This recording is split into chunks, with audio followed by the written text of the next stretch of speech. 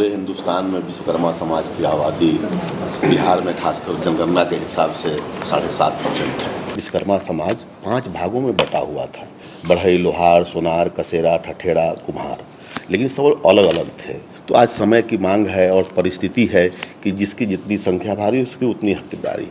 तो हम लोगों ने पिछले 6 वर्षों से लगातार दिन रात 24/7 काम करके ये पांचों को एक किया। सीनियर ब्यूरोक्रेसी में आपका कोई नहीं? जी नहीं है। मीडिया में आपका कोई नहीं? नहीं है।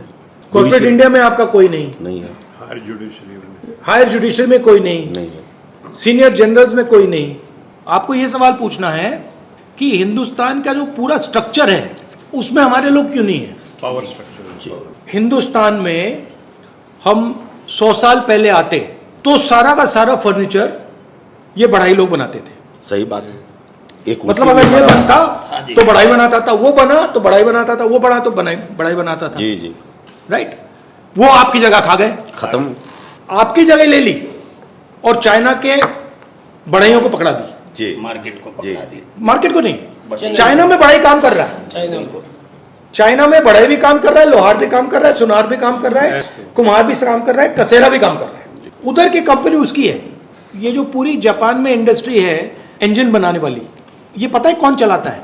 ये जापान के जो ओरिजिनल लोहार थे वो चलाते हैं। बट यहाँ हम लोग को आगे बढ़ने ही नहीं दिया जा रहा है। हाँ, तो मेरा सिर्फ ये कहने का मतलब है, ये जो आप लड़ाई लड़ रहे हो ये बहुत जरूरी लड़ाई है, मगर ये 1990 की लड़ाई है। आप सोचोगे यार हमारे 5 लोग विधानसभा में आ गए तुम्हारा काम हो जाएगा। वो 5 लोगों को ऐसे अंबानी खरीदेगा 2 मिनट में। तो हम लोग क्या करें? रास्ता बताइए ना। अब ये जो लड़ाई आप लड़ रहे हो, आप कुरुक्षेत्र उधर चला गया है। तो सर उधर जाने के लिए क्या संसाधन नहीं है हमारे पास? नहीं, सबसे पहले उधर जाने का तरीका जाति जनगणना है।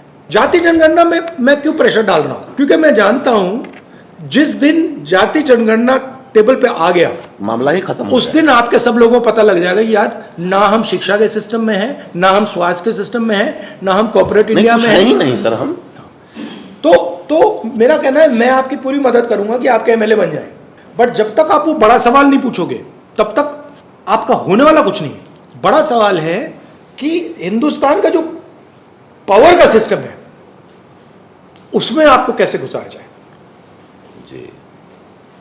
और इससे उसमें नहीं घुस रहे हो, इससे नहीं घुस पाओगे। आपकी हिस्ट्री है, आपका कल्चर है, आपका जीने का तरीका है। सबसे पहले आपको अपनी जो हिस्ट्री है उसमें कॉन्फिडेंस लानी पड़ेगी। दलित जो है वो सबसे दबा हुआ है, बट अपनी हिस्ट्री में उसकी कॉन्फिडेंस है। उनका इकट्ठा होने का अपने इतिहास को याद रखा, आप भूल गए। और पूरा राजनीति, हिंदुस्तान की राजनीति का पूरा गेम यही चल रहा है कि यार ये जो ओबीसी हैं इनको अपना जो इतिहास है ये भूलवा दो। हिंदुस्तान की जो इंडिपेंडेंस की जो स्ट्रगल थी वो 2 फेज में थी। पहले कांग्रेस पार्टी कह रही थी कि भाई देखो हम अंग्रेजों के सिस्टम को एक्सेप्ट करते हैं, इसमें हम रिप्रेजेंटेशन चाहते हैं। 1929 में 29 में गांधी जी और नेहरू जी और इन सब ने कहा कि हम रिप्रेजेंटेशन नहीं चाहते, पूर्ण स्वराज, हम पूर्ण स्वराज चाहते हैं, हम पावर चाहते हैं। अभी आप लोग रिप्रेजेंटेशन की लड़ाई लड़ रहे हो। अभी आप लोग कह रहे हो कि भैया हमें रिप्रेजेंटेशन चाहिए, इससे आपको कुछ नहीं मिलने वाला। पूर्ण स्वराज चाहिए।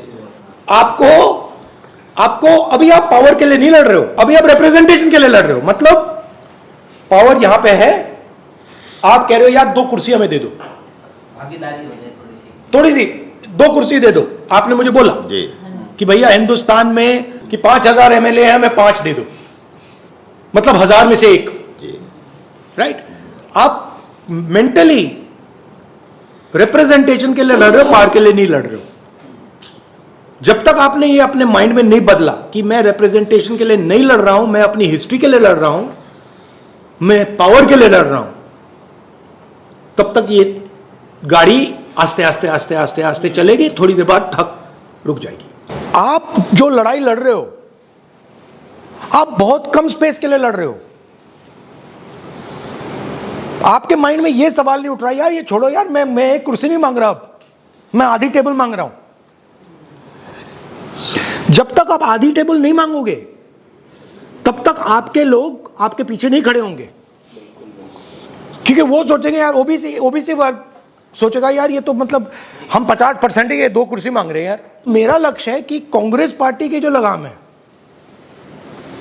वो मैं ओबीसी, दलित, आदिवासी, इन कम्युनिटीज के हाथ में डाल दूं, क्योंकि यही आपका हथियार है। आप हमारा नेतृत्व कीजिए, समाज आपके साथ तन मन धन के साथ रहेगा। ये नहीं कि कल बिहार में ही रहेगा, इतनी मैं सबके सामने वादा करता हूँ हिंदुस्तान पूरे हिंदुस्तान में आपके साथ है। ये आपने जो जनगणना का जो लोकसभा में उठाया था करवा के रहेंगे, वो आपने मनवाया, आपकी जीत है जी। तो हम लोगों के लिए बट ये कराएंगे नहीं, ये बड़े बदमाश है ये। जब से आपने आवाज उठाई थी उसके बाद हमने क्रीमी लेयर के खिलाफ रोहतक से लेकर चंडीगढ़ पद यात्रा, पैदल यात्रा कीजिए। पद यात्रा Very की good. सर हमने धूप में। मुझे अन्याय अच्छा नहीं लगता, तो जब मैं देखता हूं कि भैया अति पिछड़ों के साथ अन्याय हो रहा है तो मैं वहां जाता हूं। मैं अन्याय के खिलाफ, मुझे वो नहीं अच्छा लगता। मेरी कोशिश है बिहार में, नॉर्थ इंडिया में, कि